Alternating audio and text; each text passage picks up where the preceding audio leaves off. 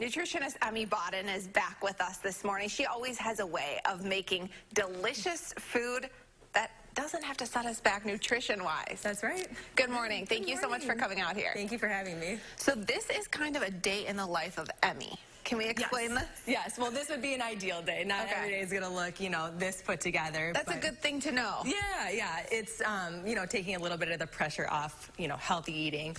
And I think one thing we're hearing a lot of now is clean eating or the clean eating diet. And what does that really look like? So, for the most part, it's focusing on whole foods, fresh foods, and limiting refined foods or processed foods, and in certain cases, whole food groups like whole grains and nuts. And, while I agree with these things for a lot of it, I'm never going to tell someone to avoid putting more fruits and vegetables in their diet.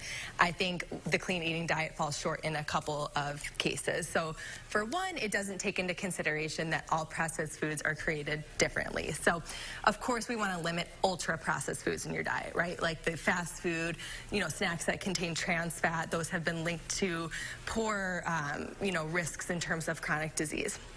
But it doesn't take into consideration that some processed foods are actually really healthy for you and contain nutritious ingredients. Like what? Can you give an example? Yeah, so like a whole foods-based protein bar or peanut butter or some, all-natural deli meats or whole wheat pasta. I mean, these are all technically processed foods, but are really, generally healthy for you and something that I would include in part of a complete diet. So all foods and calories are not created equal? Exactly, yes. Okay. And I think that another area that clean eating gets it wrong is it kind of puts a label on food, right? So clean and the alternative being dirty or good versus bad. And what this starts to do is, put restrictions in your diet from foods that could be giving you nutritional benefit and taking those out unnecessarily.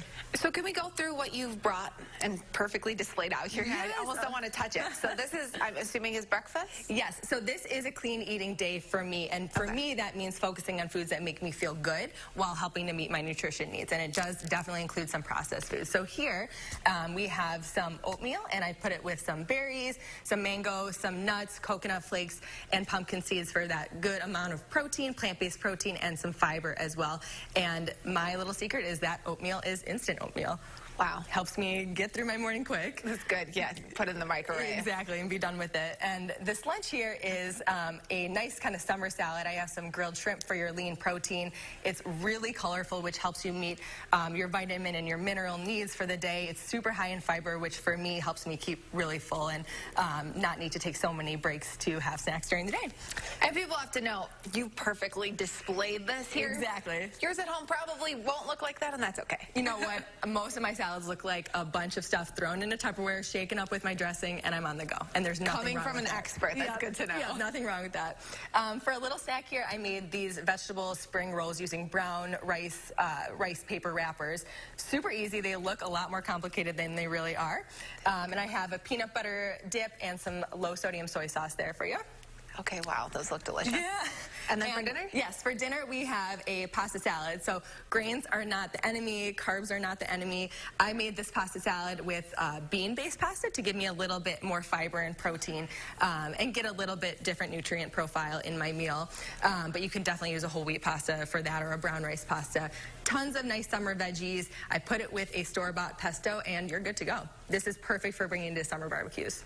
We're almost out of time, but just one last tip for people looking maybe to clean up their diets a little bit this summer. What's your go-to piece of advice? So I'm always going to recommend to focus on whole grains over refined grains. So that would be like a brown rice over a white rice or a whole wheat pasta over just a white flour pasta. These kinds of foods are going to give you more energy, which is, to me, kind of the basis of my idea of clean eating. And that's so important in the summer when we have so much stuff to do. You don't want to feel bogged down by what you're eating. You want it to give you sustained energy to, do things with your family and travel and all the good stuff that summer has to offer. That's such a great point. Thank you again for sharing all of your advice with us this morning. I think everyone at home probably found that very valuable. So thank you so much. Thank you for having me. For more recipe ideas and nutrition tips like these, you can visit Emmy's website, therealgoodnutrition.com.